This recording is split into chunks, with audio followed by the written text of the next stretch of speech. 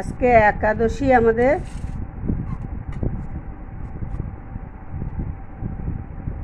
আজকে একাদশী। এই ঝিঙে আলুর তরকারি সারাদিনের খাবার। ঝিঙে আলুর তরকারি, কলা, আর এই যে রুটি। ঝিঙে আলুর তরকারি, কলা আর রুটি।